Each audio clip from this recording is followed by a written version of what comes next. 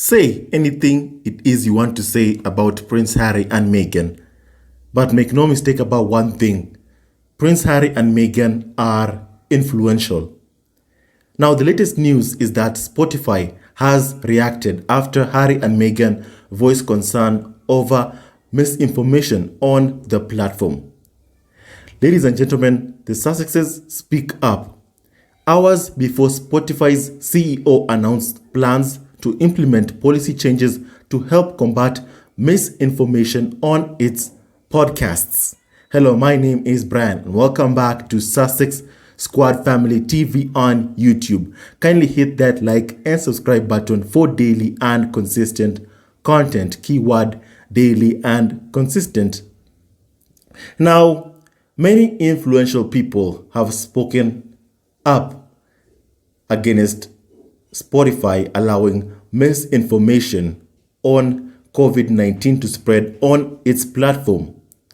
And it has been a week Spotify would rather forget after a number of artists quit the platform due to its ongoing support of Joe Rogan's controversial podcast and the company's global market share taking a major hit. As we now know right now, Spotify shares fell 25%, basically shedding $4 billion. $4 billion simply because it endorses vaccine misinformation, simply because of that. And right now, the Sussexes have publicly expressed concerns about misinformation on the streaming platform. I, however, would like to note one thing. Prince Harry and Meghan have not mentioned Joe Rogan at all. They have not mentioned anything to do with Joe Rogan.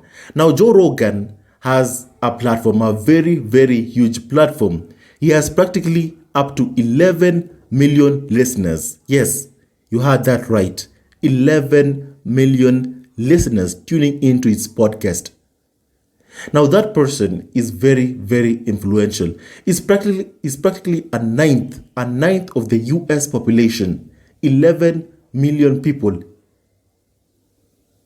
Forgive me, not a ninth. Basically 11 million people from the US population listening to Joe Rogan. That's a significant portion of the American public listening to Joe Rogan. And I'm glad that even Joe Rogan has even issued his own statement and Spotify has expressed what it's going to do about COVID-19 misinformation. Now, Prince Harry and Meghan's actual organization, which has a dedicated podcast division signed exclusively to the audio streamer, released a statement early Sunday expressing the couple's worries about Spotify's failure to prevent the spread of coronavirus misinformation. A spokesperson for the Sussexes told media outlets that the Duke and Duchess of Sussex first aired their views on the matter as far back as April 2021, 4 months after signing a multi-year podcast partnership with Spotify. And the statement read, and I quote, "Last April, our co-founders began expressing concerns to our partners at Spotify about the all too real consequences of COVID-19 misinformation on its platform. We have continued to express our concerns to Spotify to ensure changes to its platform are made to help address this public health crisis. We look to Spotify to meet this moment and are committed to continuing our work together as it does," the representative added. Now, I'm glad. Thank you so much to Prince Harry and Meghan. Thank you so much, Prince Harry and Meghan, for issuing this statement. Thank you so much. We must find a way to address this COVID-19 vaccine misinformation peddled by and allowed on their platform like Spotify and other platforms as well, not just Spotify. And I'm glad that now it seems that Spotify has been listening closely. On Sunday evening, CEO Daniel Ek announced that the company is planning to implement, and I quote, changes to help combat misinformation, end of quote. In a press release, he explained, it becomes clear to me that we have an obligation to do more to provide balance and access to widely accepted information from the medical and scientific communities guiding us through this unprecedented time. And it's even changed its rules and approach to COVID-19. And Ek added that Spotify will be working to add a content advisory to any podcast episode that includes a discussion about COVID-19 and begin testing ways to highlight our platform rules in our creator and publisher tools to raise awareness around what's acceptable and help creators understand their accountability. Now, Spotify's loyalty to the Joe Rogan experience, which pulls in over 11 million listeners per episode. I repeat, 11 million listeners per episode. No wonder Joe Rogan has a $100 million deal with Spotify and had already resulted in several big names leaving the media provider. Hall of Fame musicians Neil Young and Johnny Mitchell both pulled their entire catalogs from Spotify in protest last week, a move that resulted in the streaming company's market capitalization falling more than $2.1 billion in the span of 3 days. Time will only tell how Spotify's promised changes will affect Joe Rogan's content. Last month, Spotify shared they removed a total of 20,000 assorted podcast episodes for breaking content guidelines, which include a ban on content that promotes dangerous, false, or deceptive content about healthcare that may cause offline harm and or pose a direct threat to public health. But a leaked internal memo revealed the company had already reviewed every Rogan episode and none, and I quote, met the threshold for removal. Rogan has regularly been criticized by medical and scientific communities for spreading dangerous conspiracy theories and misinformation about coronavirus, including claiming healthy young people don't need vaccination and promoting the use of medication made for parasites in livestock as an effective treatment. In December, more than 250 scientists and physicians sent an open letter to Spotify condemning them for amplifying misleading and false claims. Harry and Meghan signing with the Spotify audio division was first announced in December 2020. And they are currently hiring a new team to produce a weekly show with Actual featuring high-profile women. Now, at the time of announcing the deal, the royal pair, who have spent the past 2 years working to address the real-time global misinformation crisis, said in a statement, "We will host and produce podcasts that build community through shared experience, narratives, and values." Wow, wow, wow, wow. I love Prince Harry and Meghan, and you can see the impact that both of them wield and hold. Without a shadow of a doubt, you can never deny that power that Prince Harry and Meghan, both of them, both possess. And I love that about them. I completely love that about them. Now, on the other side that I want to talk about is the fact that in the UK currently, a campaign is going on that I would personally call indoctrination of the public. Apparently, people are now encouraging, UK tabloids are roping in people to get together for National Thank You Day on the final day of the Queen's Jubilee celebrations in June to the Queen and each other. That's how indoctrination works. The Queen, seated next to a golden piano, tells all of us, you are not alone, while seated in a golden piano, receiving more than hundreds of millions of taxpayer-funded money every single year, in addition to the taxpayer-funded security tells us you are not alone while seated next to a golden piano, making about hundreds of millions of dollars every year, if not $1 billion every single year. Yes. And yet they tell us that right now they want to gather, they're roping in celebrities. They've even roped in the England football manager Gareth Southgate, who urges the UK to hold a huge thank you party for Queen's Jubilee. Excuse me? Excuse me? During the coronavirus pandemic, right now we have the Delta variant, we have the Omicron, but right now they want to hold a huge thank you party. Haven't they learned from what the Prime Minister Boris Johnson has done? Telling other people not to have parties at their home, not to do anything at their homes, while they themselves party to their fullest to enjoy themselves as they continue to party.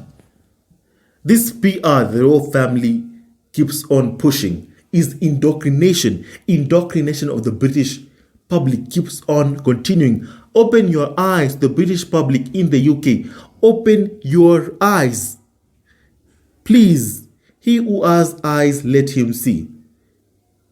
He or she that has ears, let him or her hear. See what is right in front of you. The indoctrination. You've been taught from such a young age to pledge allegiance to the Queen of the UK.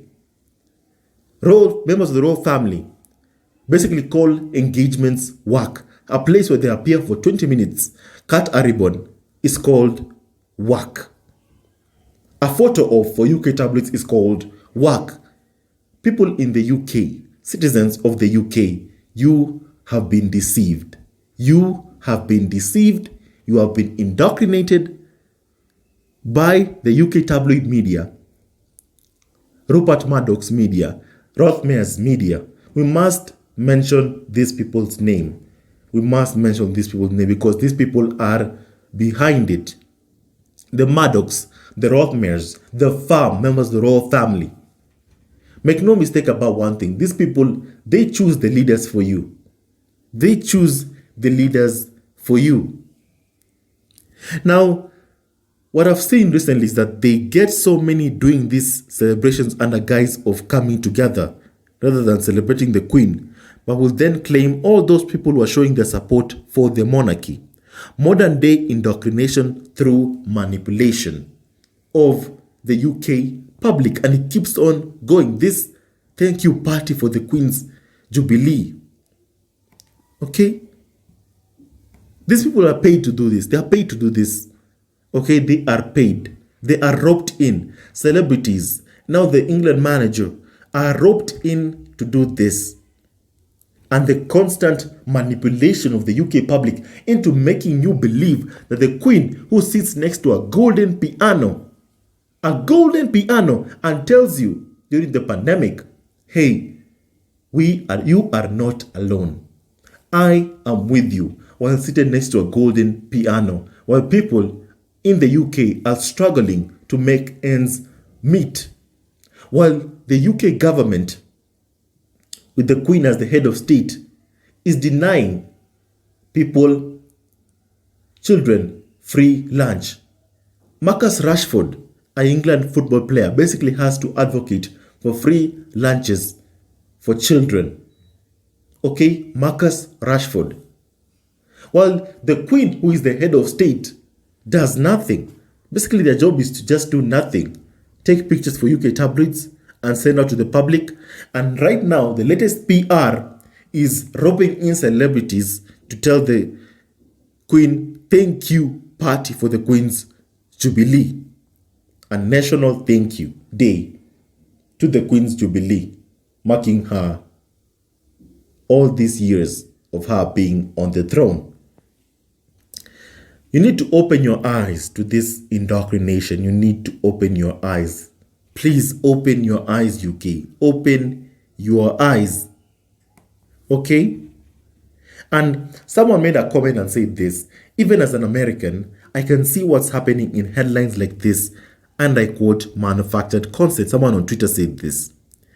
And this latest PR for the royal family, it's so manipulative. It's so manipulative. And this is just, you need to open your eyes, UK. Stop being indoctrinated. Stop this.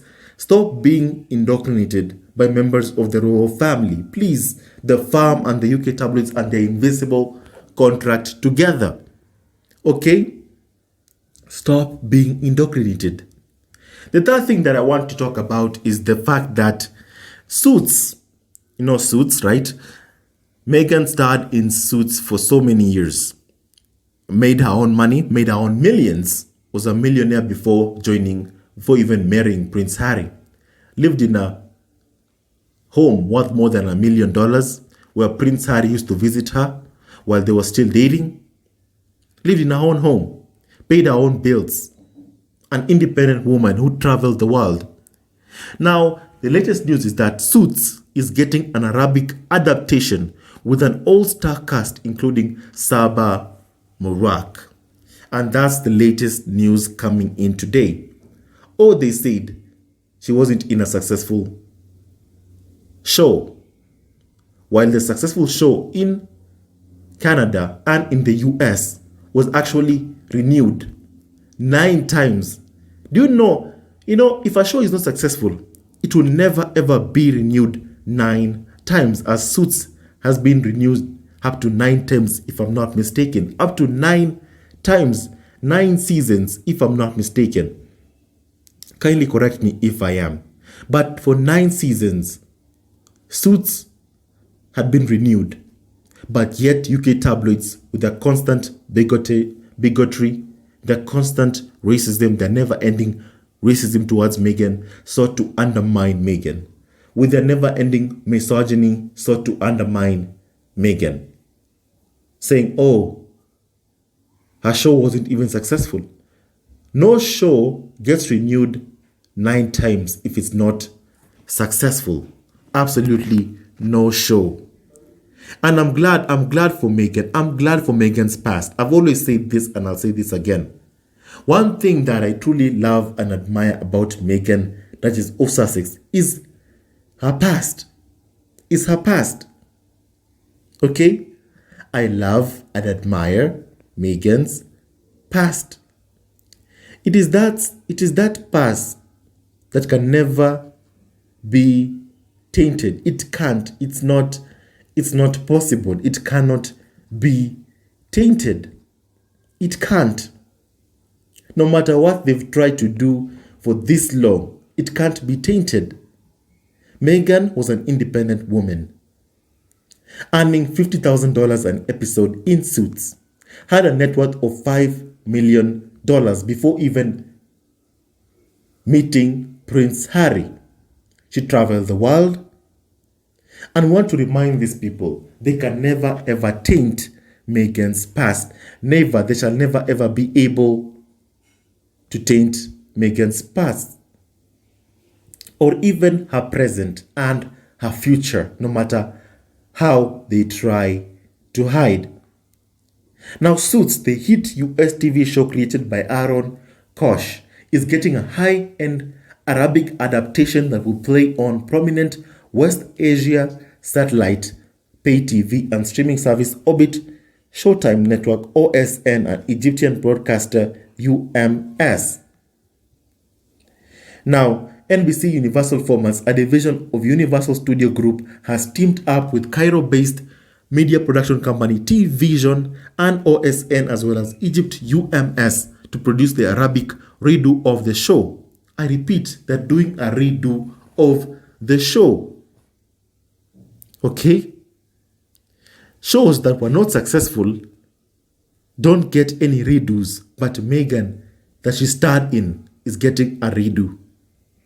Shooting began in January on the first 2 seasons, comprising 30 episodes. The Arabic language Suits is slated to start playing on OSN and its streaming app Watch It across West Asia, the region also referred to as the Middle East, during the region's upcoming Ramadan TV season starting April 2nd Suits is one of the most popular TV shows in the world. I repeat it for those UK tabloids that have never heard, that have been so bigoted, misogynistic, racist towards Meghan. Suits is one of the most popular TV shows in the world. And we are thrilled to be adapting it for Middle Eastern audiences and partnering once again with our friends at T-Vision, said Enrique Guillain, Executive Vice President of Commercial Strategy and International Development at Universal Studio Groups.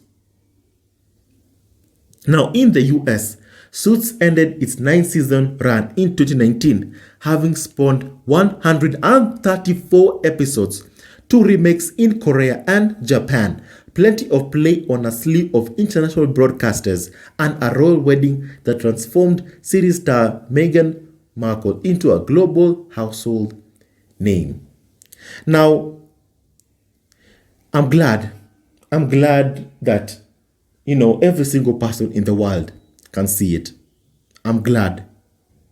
Now, Suits tells the story of Manhattan's top corporate law firm led by the legendary Harvey Specter, played by Gabriel March. The original show also stars Rick Hoffman, Catherine Hagel, and Sarah Rafati. Now, the original was produced by UCP, which is part of Universal Studio Group and Hypnotic Films and Television for the USA network. No matter what they do, they will never ever be able to taint Meghan's past, present, or future. Never ever be able. Never ever be able to. Meghan was already somebody long before she married Prince Harry. She was a successful actor, making $50,000 an episode, making more than $1 million every single year through her own hard work while traveling the world. No matter what UK tabloids say, no matter what the royal family has tried to do for the past 5 years, the smearing of Meghan, the never-ending smear towards Meghan, no matter what they've tried to do, it has failed. It has failed, and it has failed miserably. Meghan will continue standing high, and continuing to thrive. And I love to see it. They've even started their own new show called Suits for Egyptian TV. And I love seeing it. I love seeing it. To hear that Meghan's show is getting a redo with an Arabic adaptation, with an all-star cast. And I love to see it. I love to see it. And it brings me great joy. Now, before I end this podcast, I'd like to say one thing. Prince Harry never, in the statement released about Spotify, they never mentioned anything having to do with Joe Rogan at all. It had nothing, they never mentioned Joe Rogan. The only time Prince Harry ever mentioned Joe Rogan was back in May 2021, telling him to be careful about what he says about COVID-19 vaccine misinformation in an interview with Dax Shepard. Prince Harry was open and candid in that interview. So if you haven't watched it, please go ahead and watch it. It was absolutely fantastic and I loved every single bit of it. So go ahead and watch it if you haven't watched it. It was fantastic. Now, I'm so happy today.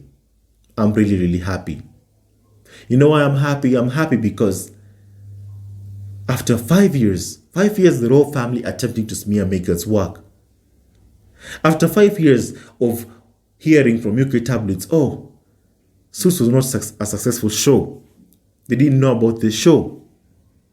The whole world says the same thing, that Suits was one of the most popular shows on TV. And I love it. I love it completely. I'm happy seeing it. I'm happy hearing about it. That Suits was one of the most popular shows on TV, and every single member in the world is confirming what we already know. To this wonderful couple, Prince Harry and Meghan, continue working so hard to put food on the table for your child Archie and Lilibet Diana. We here at Sussex Family TV will continue to support you and endorse your work. We love you so much and we wish you all the happiness, peace, joy, prosperity in the world. We love you so much here at Sussex Family TV.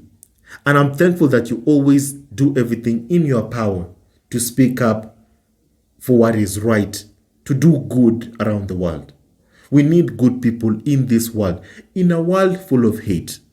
Please, it's important to be kind. Be kind. And I'm thankful, despite the constant smear campaign full of incitement of hate towards Meghan and Harry. I mean, if it were me, to be honest with you, I don't know how I would have reacted, to be honest with you. I have no idea how I would have reacted. But definitely not good, not in a good way. But kind people like Prince Harry and Meghan, after all those smears, they never stop marveling me. They never stop making me so happy. And I'm thankful so much to Prince Harry and Meghan for being the embodiment of compassion, for being the embodiment of kindness as I end this podcast today. Thank you, Prince Harry. A good man, Prince Harry, a good father. Meghan, a good mom, a good wife. And to Archie and Lilibet Diana, may you continue prospering, may you continue thriving, may you continue being happy. We here at Sussex Family TV will continue to support you. Now, I hope you enjoyed this podcast today. Kindly hit that like and subscribe button for daily and consistent content. Don't forget to hit that like and subscribe button. I hope you enjoyed our podcast today. With so much love, leave a comment below, like, subscribe, and support our ever-growing family on YouTube. Stay tuned to our next video.